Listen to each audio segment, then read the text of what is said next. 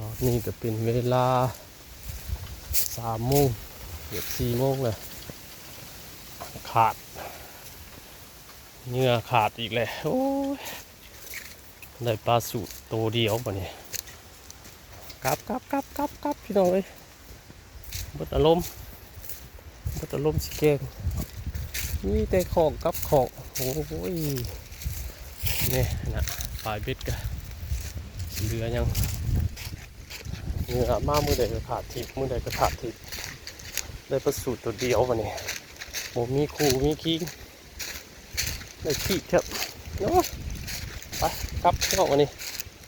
มาแล้วก็กลับลงกันที่สีประมาณนี้แหละมวยสู่เลยมันนี่ลงบาทเลขก็ได้ตัวใหญ่อยู่แต่ว่าบาทต่อไปบ่ได้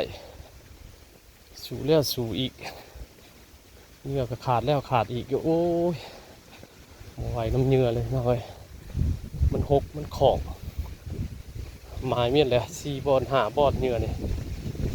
มือใดมันห่อนก็ลงมาเอาเดี๋ยวนี้เม็ดปั๊ดเลยแย่ขาดบอกว่าที่2ยับลงไปหันอีกพออ๋อมาตัวเดียวนี่ก็พอจบต้องยังลายมานี่เอาไว้พอช่วงใจแหละบัดนี้ได้ออกมาเลยบ่ได้มีหยังบ่ได้วังหยังพี่น้องเอ้ยแค่ออกมาตากลมเบิ่งธรรมชาตินะได้ชมบรรยากาศอันดีๆงามแบบนี้ก็พอใจแหละมันนี่นะออกมาเงียบๆจากบ้านเราแต่บ่ได้พอมีปัญหาบ่ได้สดจุยอย่างเบิดมีแต่ออกมาให้มันคำไว้เท่านั้นนี่ออกมาแป๊บเดียวคำนี่เด้นี่ไปกลับบ้านกับซองดูกันพี่น้องเลยโอ้ยเอาตกอีกเลยโอ้ย